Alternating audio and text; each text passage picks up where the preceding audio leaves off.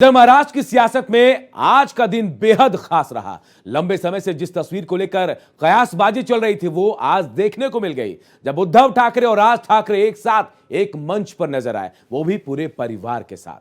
दोनों नेताओं की ओर से संयुक्त रूप से मराठी विजय रैली आयोजित की गई और इस दौरान राज ठाकरे ने सबसे पहले संबोधित किया और कहा, जो बाला साहब ठाकरे या कोई और नहीं कर पाया उसे देवेंद्र फडणवीस ने करके दिखाया। हम दोनों भाइयों को एक कर दिया। हम हनुमान चालीसा जय श्री राम के विरोधी नहीं हैं, लेकिन आपको मराठी से क्या दिक्कत है। वहीं उद्धव ठाकरे ने भी कहा कि हिंदुस्तान, हमें हिंदू और हिंदुस्तान तो मंजूर है, लेकिन हिंदी नहीं, हिंदी थोपना बर्दाश्त नहीं किया जाएगा। तो देखिए, दो भाई मिले हैं। ये तस्वीर देखिए, सालों बाद किसी एक मुद्दे को लेकर दोनों भाई एकजुट हो गए हैं। और कभी यही परिवार था जब बाला साहब ठाकरे ने अपना उत्तराधिकारी उद्धव ठाकरे को घोषित किया था तो राज ठाकरे अलग हो गए थे। एमएनएस अपनी पार्टी बना ली, अलग अलग चुनाव भी लड़ा, लेकिन सबसे बड़ी बात यह है कि अभी दोनों के जो सियासी सरगर्मियां हैं वो थोड़े कम पड़े हुए हैं। दोनों सियासी संकट में है, इस वजह से साथ साथ हैं। या देशामध्ये जेव्हा भाषावार प्रांतरचना झाली तीच या गोष्टींसाठी झाली ना, की प्रत्येक भाग तसे भाषांचे होते म्हणून। भैया सगळ्या गोष्टी का सुरू केल्यात तुम्ही? कशासाठी सुरू केल्यात? काय याच्या मागचं राजकारण? आता सांगून ठेवतो, आज तुम्ही सगळेजण मराठी म्हणून एकत्र आलात। आज महाराष्ट्रामधला तमाम मराठी आज मराठी म्हणून एकत्र आला। तेवढंच हिंदुस्थान किंवा तेवढंच सगळे हिंदू आहेत, तेवढेच हिंदू आहेत। आम्ही सगळं करत होतो, केलं होतं, पण तुम्ही पहिल्या प्रथम गद्दारी, आमच्यात गद्दारी करवलीत आणि तुम्ही आमचं सरकार पाडलं। ह्याचं कारण तुमचे जे मालक तिकडे बसलेले दोन व्यापारी, त्यांचे बूट चाटण्यासाठी तुम्ही हे सगळं करतात।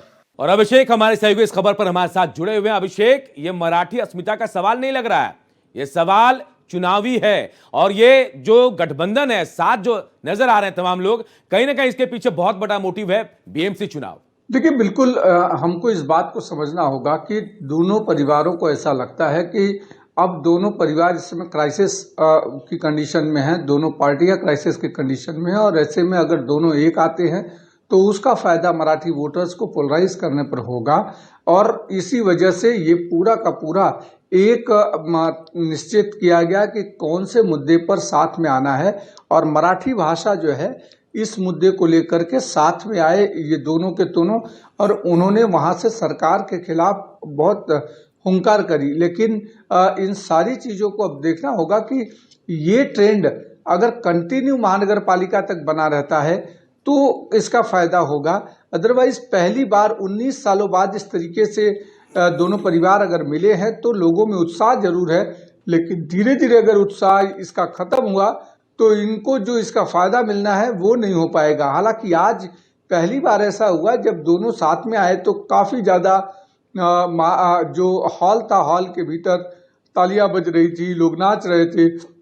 लेकिन जिस तरीके से ये पूरा का पूरा ड्रामा और स्क्रिप्ट बनाई गई, उससे ये लगता है कि ये राजनीतिक तौर पर है।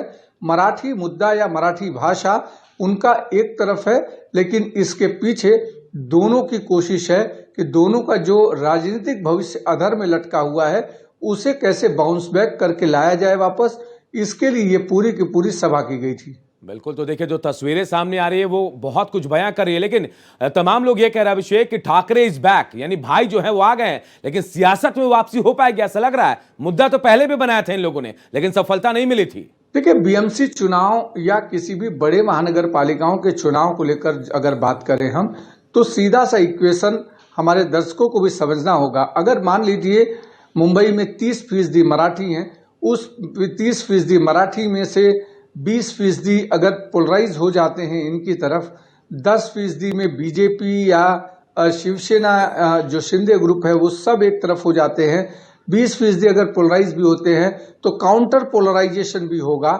जो नॉर्थ इंडियन होगा, गुजराती होगा, मारवाड़ी होगा, साउथ इंडियन होगा। बिल्कुल अभिषेक, इसको समझने की जरूरत है, लेकिन एक बड़ी खबर आ रही है, उसका रुख कर लेते हैं। देखिए, दोनों भाई तो साथ आ गए हैं, लेकिन इस पर सीएम फडणवीस का भी बयान सामने आ गया है। मैं राज ठाकरे का आभार प्रकट करता हूं। फडणवीस कह रहे हैं दोनों भाइयों के साथ आने का श्रेय उन्होंने मुझे दिया है। राज ठाकरे ने कह दिया कि जो कोई और नहीं किया वो देवेंद्र फडणवीस ने कर दिया, क्योंकि दोनों भाइयों को मिला दिया। अब फडणवीस कह रहे हैं कि मैं उन्हें धन्यवाद देता हूं कि मुझे श्रेय दे रहे हैं। 25 साल तक बीएमसी पर राज रहा, उन्होंने कुछ नहीं किया, मोदी जी के नेतृत्व में मुंबई का चेहरा बदला।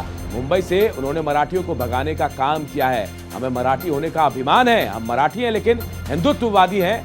हमारा हिंदुत्व हमको साथ लेकर चलने का पाठ पढ़ाता है। तो देखिए, अब देवेंद्र फडणवीस ने भी अपनी बात रखी है। राज ठाकरे ने निशाना साधा था देवेंद्र फडणवीस पर और कहा था कि जो बाला साहब ठाकरे नहीं कर पाए, कोई दूसरा नेता नहीं कर पाया, वो देवेंद्र फडणवीस ने कर दिया। क्योंकि दो भाई 20 साल से अलग अलग थे, लेकिन अब उन्हें मिला दिया गया है। अभिषेक हमारे साथ जुड़े हुए। अभिषेक, देवेंद्र फडणवीस का भी बयान सामने आ गया है। हालांकि श्रेय राज ठाकरे दे रहे थे और अब इन्होंने धन्यवाद किया कि चलिए मुझे श्रेय दे रहे हैं, ये बहुत बड़ी बात है, लेकिन इसका कोई भी असर लग रहा है सियासी होने वाला नहीं है। देवेंद्र फडणवीस ये कह रहे हैं। ठीक है, बिल्कुल देवेंद्र फडणवीस का राज ठाकरे को जवाब था। राज ठाकरे ने कटाक्ष स्टाइल में वो अपने बोले, उन्होंने भाषण में बोला कि बाला साहब जो नहीं कर पाए, दूसरे नेता नहीं कर पाए, वो देवेंद्र फडणवीस ने करके दिखाया। यानी हिंदी भाषा की को जो त्रिभाषा सूत्र लाया, उसके कारण हम दोनों भाई एक हो गए। तो इसका श्रेय देवेंद्र फडणवीस पर जाता है।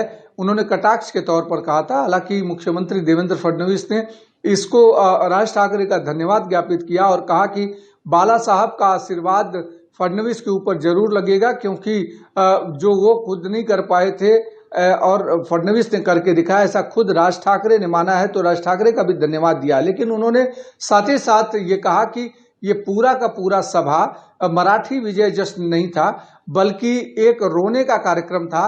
क्योंकि जिस तरीके से उद्धव ठाकरे ने इस स्पीच में मराठी भाषा से ज्यादा सरकार जाने का दर्द लोगों के बीच में बयां किया, जिस पर देवेंद्र फडणवीस ने यह कहा कि रोने का कार्यक्रम था। अभिषेक, देखिए, मराठी अस्मिता का तो सवाल उठा रहे हैं लोग, लेकिन ये बैक जो है अब इनको सत्ता में वापस लाएगी कि नहीं, ये आगे देखने वाली बात होगी। फिलहाल आपका बहुत बहुत शुक्रिया।